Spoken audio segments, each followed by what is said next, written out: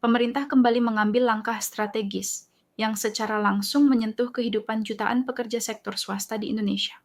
Mulai tahun 2025, pekerja dengan penghasilan di bawah sekitar 10 juta rupiah per bulan dipastikan tidak perlu lagi membayar pajak penghasilan. Pasal 21 atau PPh 21. Pajak yang biasanya dipotong langsung dari gaji bulanan tersebut, kini akan ditanggung oleh pemerintah melalui skema insentif perpajakan. Kebijakan ini disebut sebagai PPh 21 ditanggung pemerintah dan menjadi bagian dari upaya besar negara untuk menjaga daya beli masyarakat sekaligus mendorong pertumbuhan ekonomi nasional di tengah situasi global yang masih penuh tantangan. Kebijakan ini disampaikan oleh Kementerian Keuangan sebagai bentuk keberlanjutan stimulus fiskal yang telah diterapkan sebelumnya. Pemerintah menilai bahwa pekerja dengan penghasilan menengah ke bawah merupakan kelompok yang paling merasakan dampak perubahan ekonomi, mulai dari kenaikan harga kebutuhan pokok hingga tekanan biaya hidup di berbagai daerah. Dengan membebaskan kewajiban PPh 21 bagi pekerja dengan gaji di bawah 10 juta rupiah per bulan, pemerintah berharap penghasilan bersih yang diterima setiap bulan bisa meningkat tanpa harus menunggu kenaikan upah. Bagi pemirsa, PPh 21 bukanlah istilah asing. Pajak ini selama bertahun-tahun menjadi potongan rutin dalam slip gaji pekerja formal. Meski besarannya berbeda-beda tergantung penghasilan dan status pajak, potongan tersebut seringkali terasa signifikan, terutama bagi pekerja dengan gaji terbatas. Dengan kebijakan baru ini, potongan tersebut secara efektif menjadi nol, karena pemerintah mengambil alih kewajiban pajak tersebut. Artinya pekerja menerima gaji lebih utuh, dan uang yang sebelumnya masuk ke kas negara kini tetap berada di tangan pekerja. Pemerintah menegaskan bahwa kebijakan ini tidak hanya bertujuan meringankan beban pekerja, tetapi juga dirancang untuk memperkuat konsumsi rumah tangga. Konsumsi masyarakat selama ini menjadi kontributor terbesar terhadap produk domestik bruto Indonesia. Ketika daya beli terjaga, aktivitas ekonomi di berbagai sektor diharapkan tetap bergerak, mulai dari perdagangan, jasa, hingga industri manufaktur. Inilah yang menjadi dasar mengapa insentif PPh 21 dinilai sebagai kebijakan yang tepat sasaran. Kelompok pekerja yang paling merasakan manfaat kebijakan ini adalah mereka yang bekerja di sektor-sektor padat karya, industri pariwisata, perhotelan, restoran, manufaktur, tekstil, alas kaki, hingga sektor industri pengolahan menjadi sasaran utama insentif. Pekerja rumah tangga formal yang tercatat sebagai karyawan dengan gaji bulanan juga berpotensi menikmati kebijakan ini selama penghasilannya berada di bawah ambang batas yang ditetapkan. Pemerintah melihat bahwa kelompok ini memiliki kecenderungan untuk membelanjakan kembali penghasilannya, sehingga setiap tambahan rupiah yang diterima akan langsung berputar di perekonomian. Pemirsa, dampak kebijakan ini terasa nyata di tingkat individu. Seorang pekerja dengan gaji 8 juta rupiah per bulan misalnya, sebelumnya harus rela gajinya dipotong pajak setiap bulan. Dengan kebijakan PPh 21 ditanggung pemerintah, potongan tersebut tidak lagi ada. Tambahan penghasilan bersih ini bisa digunakan untuk berbagai keperluan, mulai dari belanja kebutuhan pokok, biaya pendidikan anak, transportasi, hingga tabungan darurat. Meski nilainya mungkin tidak fantastis, bagi banyak keluarga pekerja, tambahan tersebut memiliki arti besar. Pemerintah juga berharap kebijakan ini dapat membantu menahan laju penurunan daya beli yang sering terjadi ketika biaya hidup meningkat. Dalam beberapa tahun terakhir, fluktuasi harga pangan, energi, dan kebutuhan dasar lainnya menjadi tantangan tersendiri bagi masyarakat. Dengan memberikan ruang fiskal langsung ke kantong pekerja, negara berupaya memastikan bahwa masyarakat tetap memiliki kemampuan untuk memenuhi kebutuhan dasarnya tanpa mengurangi konsumsi secara drastis. Dari sudut pandang ekonomi makro, kebijakan PPh 21 ditanggung pemerintah merupakan bagian dari strategi stimulus yang lebih luas. Pemerintah Indonesia menilai bahwa menjaga konsumsi domestik adalah kunci untuk mempertahankan pertumbuhan ekonomi di tengah perlambatan global.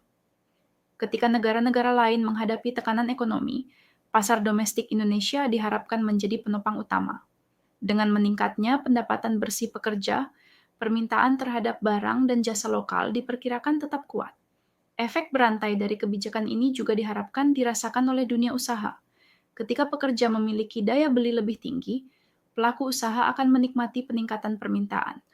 Hal ini berpotensi mendorong peningkatan produksi, menjaga stabilitas lapangan kerja, dan bahkan membuka peluang investasi baru. Dalam jangka menengah, pemerintah berharap tercipta siklus positif antara pendapatan pekerja, konsumsi, dan pertumbuhan usaha. Bagi pengusaha, kebijakan ini juga memberikan keuntungan tidak langsung. Tanpa harus menaikkan upah secara signifikan dalam waktu singkat, perusahaan dapat melihat peningkatan kesejahteraan karyawan melalui penghasilan bersih yang lebih besar. Hal ini dinilai dapat meningkatkan motivasi kerja, loyalitas, dan produktivitas tenaga kerja.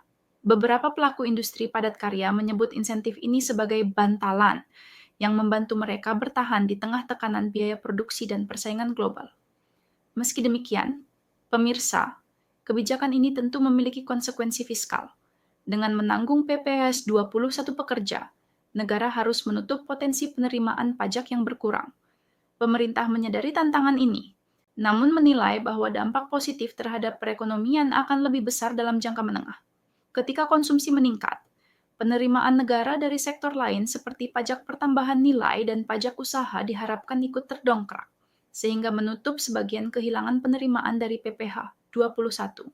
Pemerintah juga menegaskan bahwa kebijakan ini tidak bersifat permanen tanpa evaluasi. Insentif PPh 21 direncanakan berlangsung hingga 2026, namun pelaksanaannya akan terus ditinjau secara berkala. Jika kondisi ekonomi berubah, baik membaik maupun memburuk, pemerintah membuka kemungkinan untuk menyesuaikan cakupan penerima, ambang batas penghasilan, atau sektor yang mendapatkan insentif. Evaluasi ini penting agar kebijakan tetap tepat sasaran dan tidak membebani anggaran negara secara berlebihan.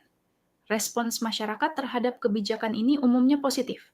Banyak pekerja menyambut baik langkah pemerintah yang dinilai langsung menyentuh kebutuhan mereka.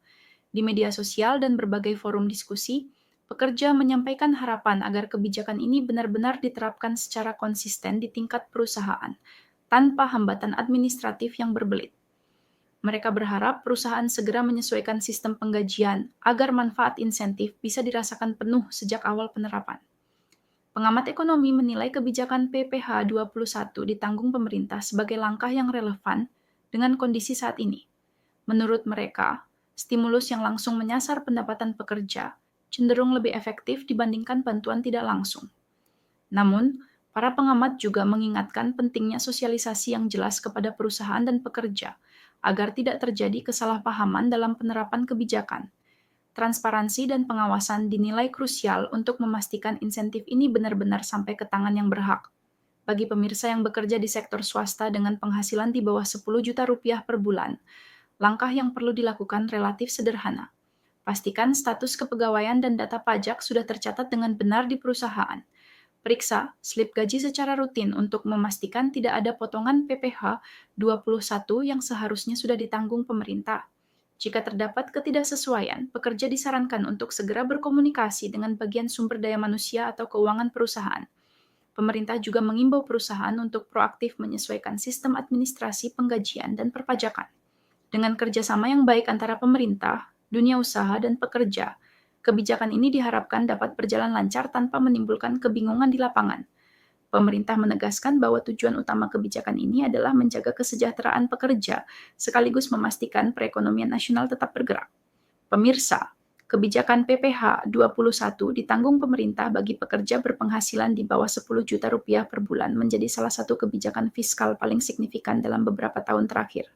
Dengan gaji bersih yang lebih besar, jutaan pekerja memiliki ruang bernapas yang lebih lega dalam mengelola keuangan rumah tangga. Di sisi lain, perekonomian nasional diharapkan mendapat dorongan dari meningkatnya konsumsi masyarakat. Ke depan, efektivitas kebijakan ini akan terus dipantau. Pemerintah berkomitmen untuk menyesuaikan langkah-langkah fiskal sesuai kebutuhan, dengan tetap menjaga keseimbangan antara stimulus ekonomi dan keberlanjutan anggaran negara.